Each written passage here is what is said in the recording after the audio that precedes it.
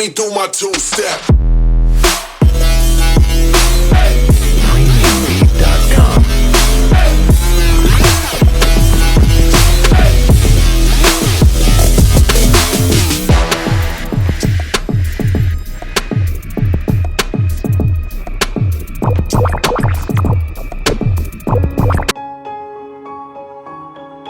Assalamualaikum warahmatullahi wabarakatuh. My name is Muhammad Al-Rahimi bin Ahmad Al-Bibi. I will be the first presenter to present our report. It is Bursa Malaysia Network Security. First is introduction.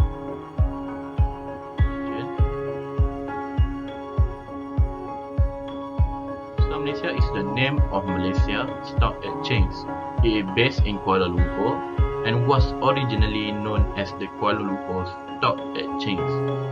It provides extensive transaction integration as well as a broad range of currency exchange and related services like trading, settlement, clearing, and saving. Next is problem statement. The purpose of this study was to do a security audit on Bursa Malaysia Berhad, as the company hired the security firm of the cyber rival firm. It is our company. So, the significant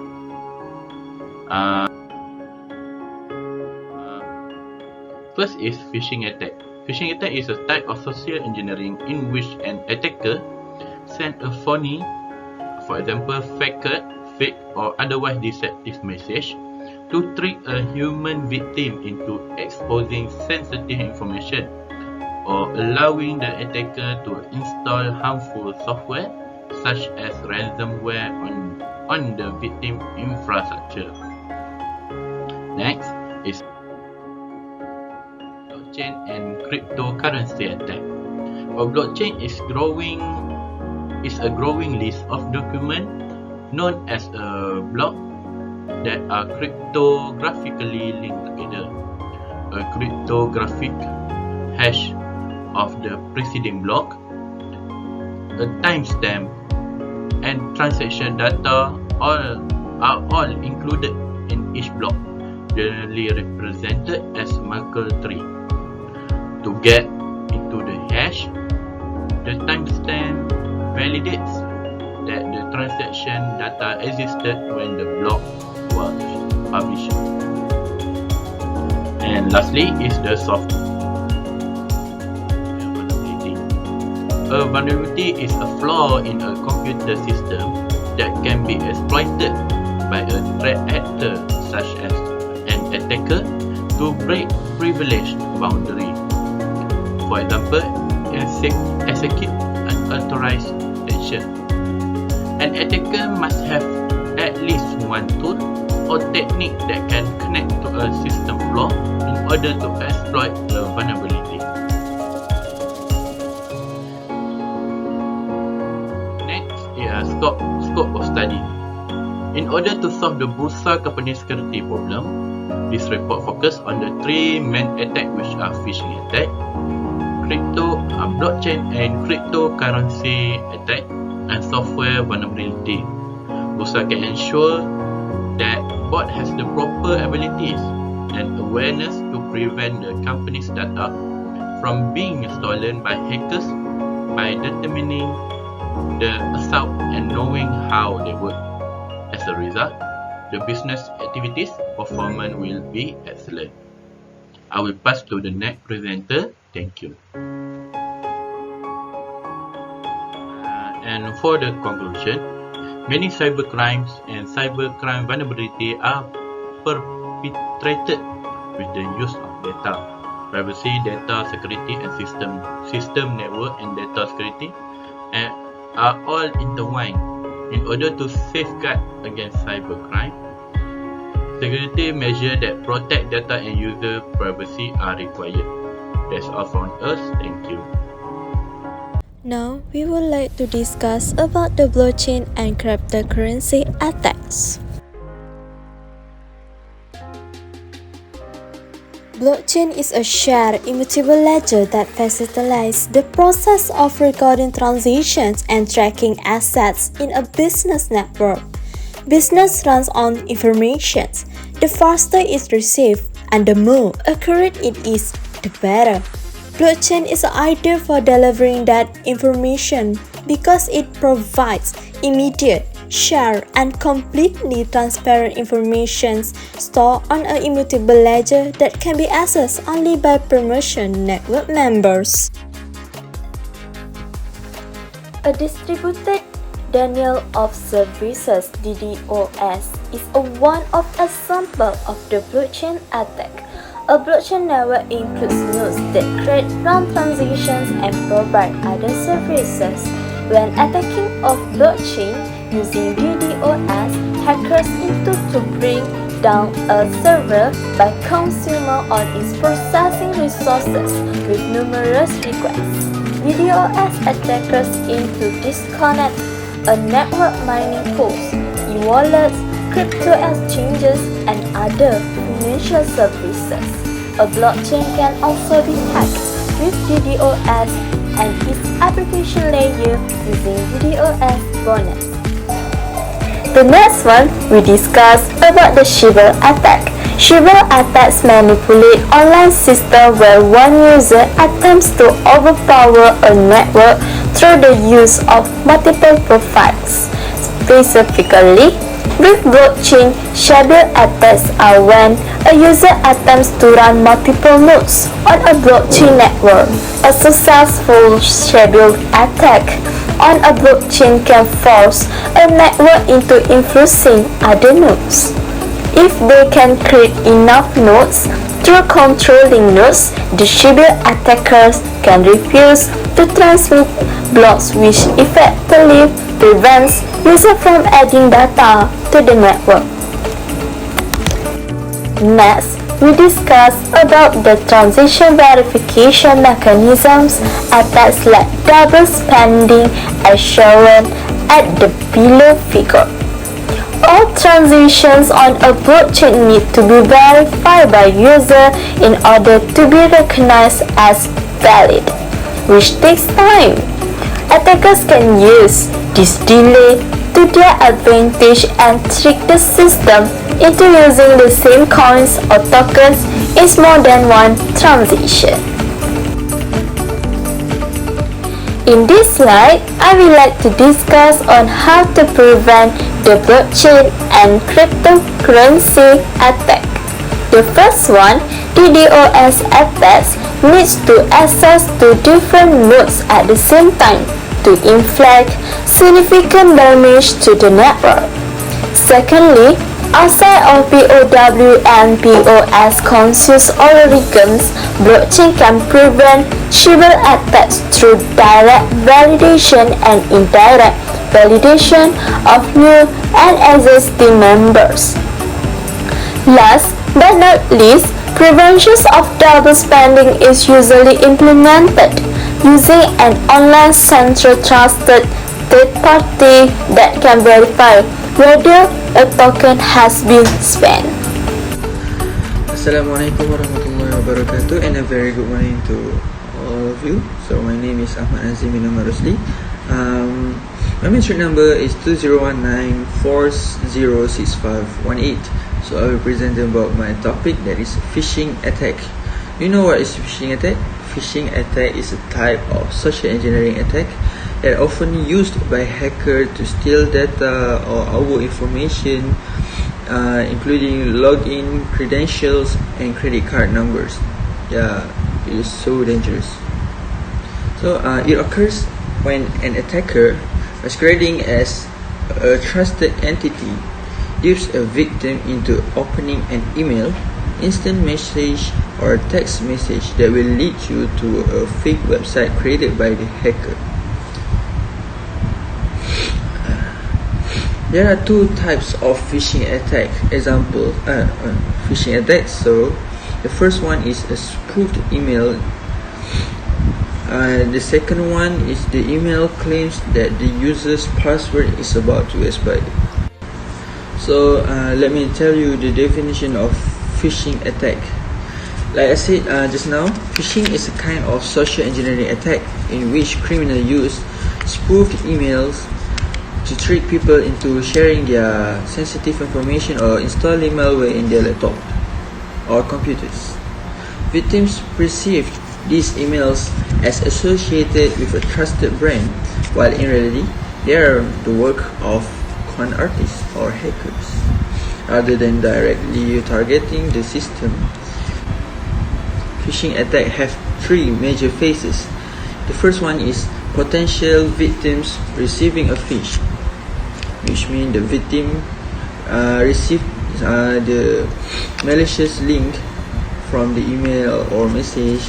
So the second step is the victim taking the suggested action in the message, which is usually to go to a fake website that has been created by the hacker. But this also can include installing malware or replying with sensitive information. So the last step, the third step, is the criminal monetizing stolen information, or the hacker steal and use the information from the victim. Sorry. So let's talk about our example of phishing attack. The first one is fake phishing emails. The second one is setting up fake websites. So let's talk about the first one.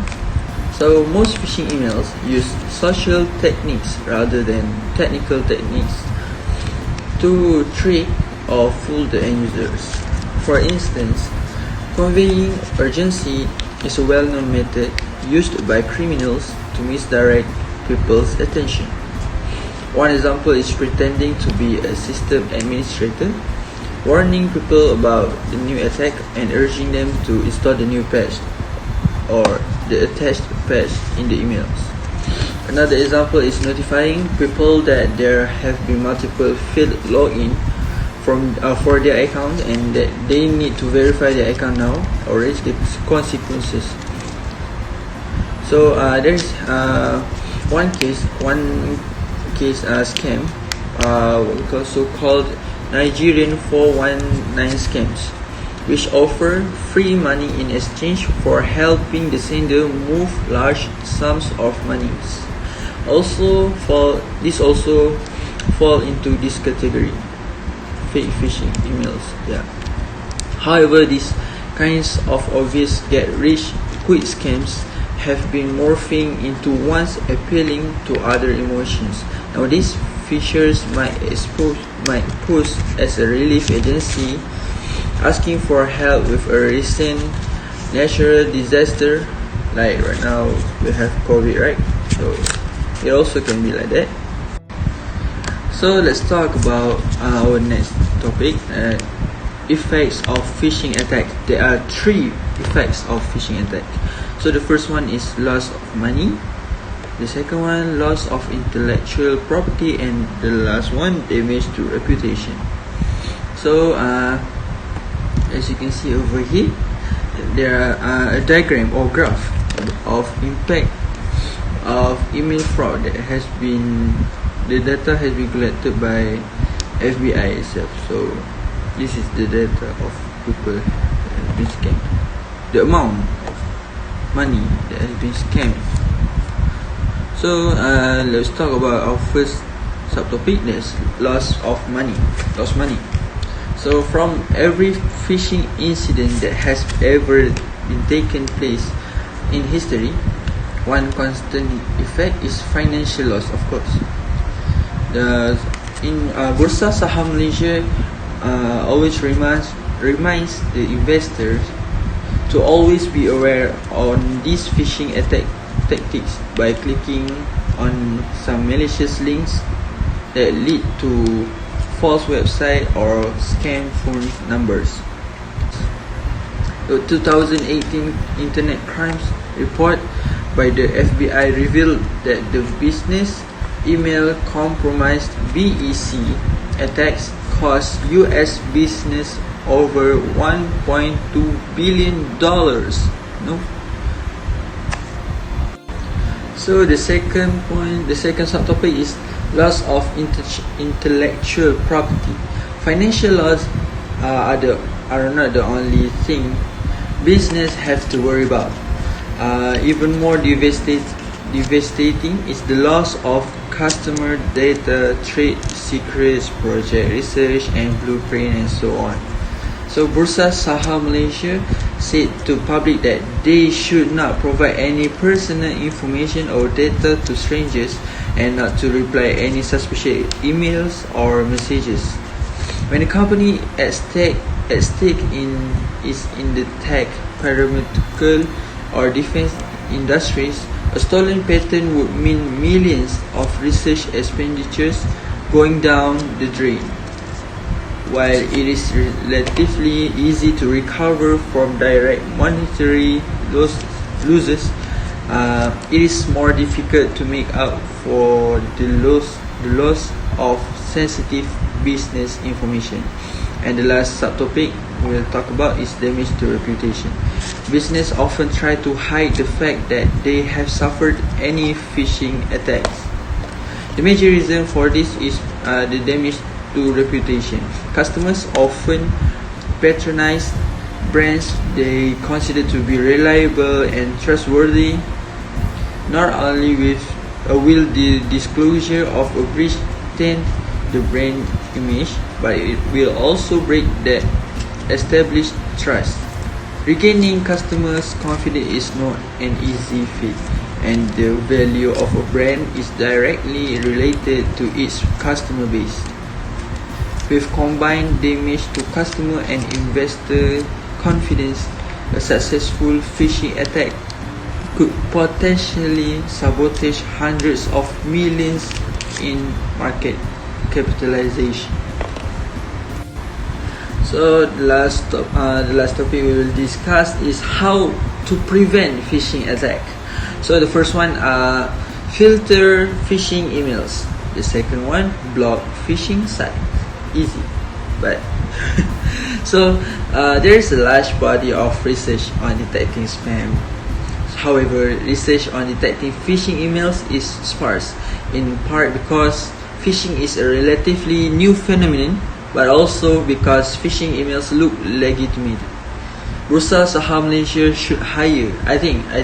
Bursa Saham Malaysia should hire a programmer that will filter the emails that has been received, so that it will be no phishing attack occur in the company. So researchers have since then explored additional features and machine learning techniques. An alternative to heuristic is to rely on authentication and verification technologies. Sender Policy Framework (SPF) uses Simple Mail Transfer Protocol (SMTP) to reject forged email addresses. Domain keys identified mails (DKIM) verifies the DNS domain of a sender and the message integrity. However, these technologies have proven difficult to deploy on a large scale and do not provide protection against several kinds of phishing attacks. The research have been made by Gorling in 2007. So the second attack is blocking. The second way to prevent the attack is blocking phishing sites. Currently, there are two ways of detecting phishing websites that Bursa Saham can apply in order to prevent phishing attack. The first one is to use heuristic that examine the URL, HTML, and server characteristics. The second is to use manually verified blacklist. So Bursa Saham Malaysia can use these two ways to prevent phishing attacks. Assalamualaikum and hi, my name is Ilham Shahmin binti Nasruddin. In this section, I would like to explain about the software vulnerabilities. So, and how the software vulnerabilities can affect the Bursa Malaysia company. So let's get started.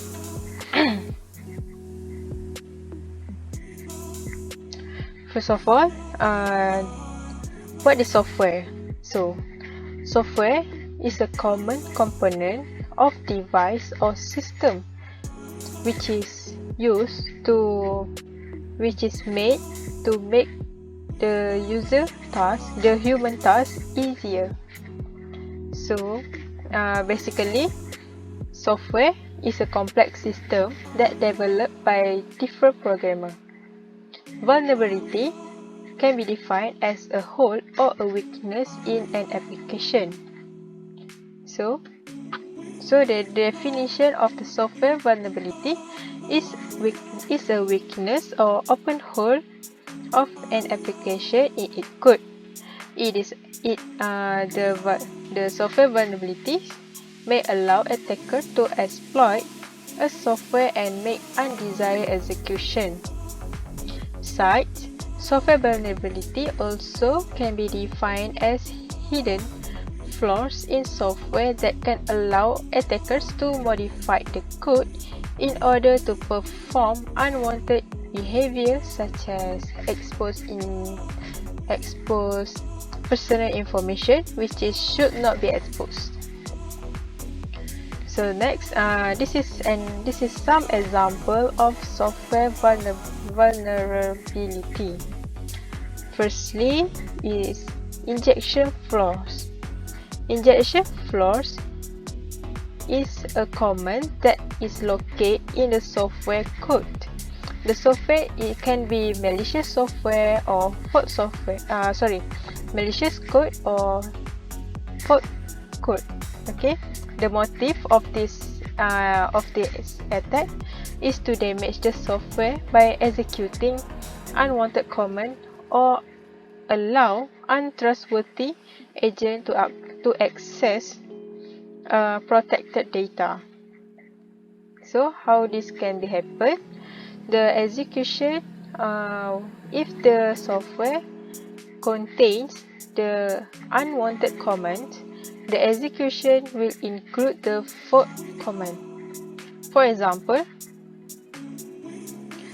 when the victim input some data into the software that contains unwanted command, the application executes an arbitrary commands as specified by the attackers. So the output will display at attackers and the victims. So next is the next example of software vulnerability is cross-site scripting. Cross-site scripting is usually happen in website or in online website. It is because the web security vulnerability which allow attackers to run their own command and take over the website or software. So, this attack is launched to steal victims' information, or maybe it can control victims' browser. So, how can this happen? So, when the attackers can get into the official website, such as the official Bursa Malaysia company website, then the attackers post something in the website, and then the victims browse the website and click on the post that the attackers post. Then the attackers will get the sensitive data of the victims.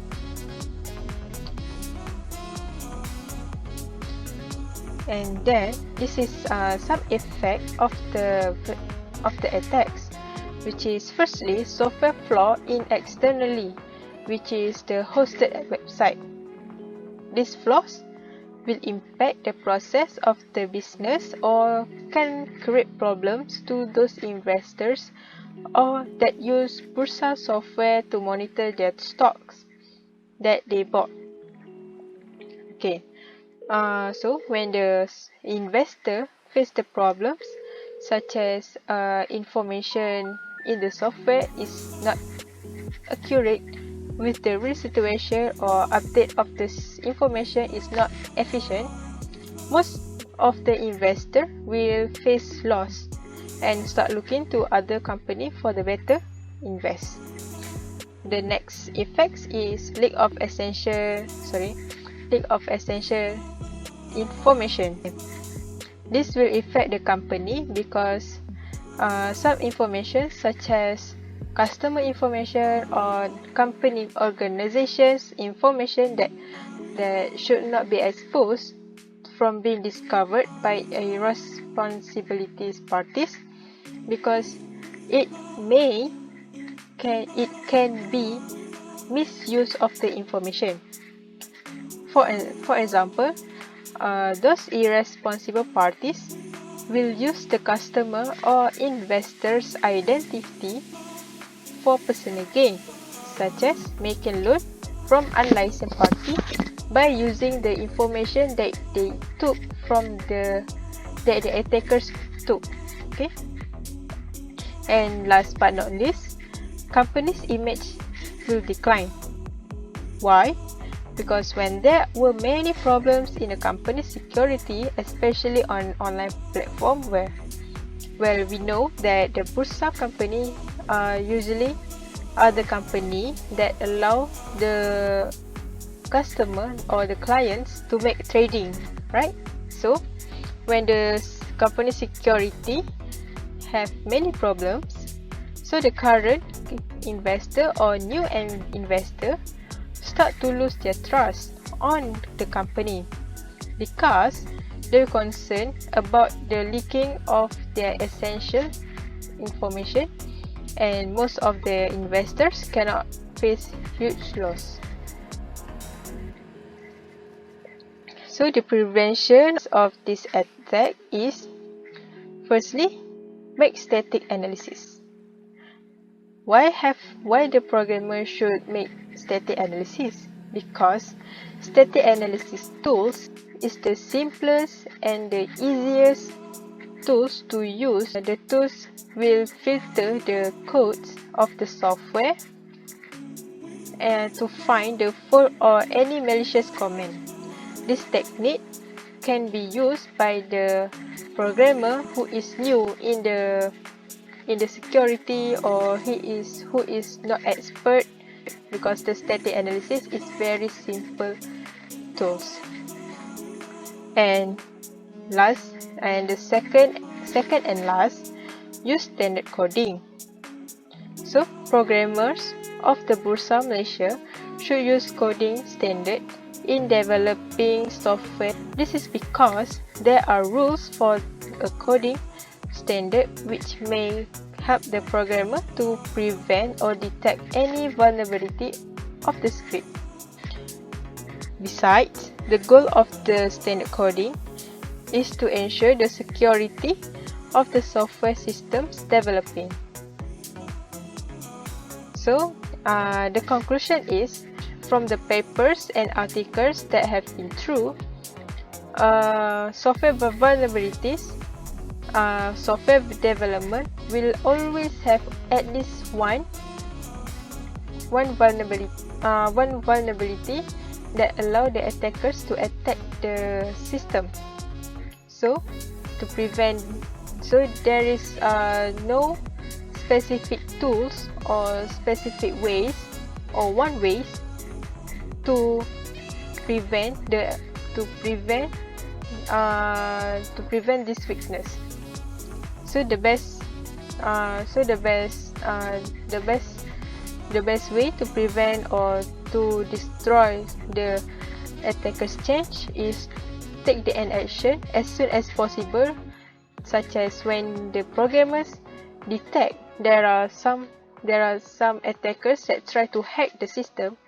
The programmer should quickly prevent that. Okay, so that's all from me. Thank you.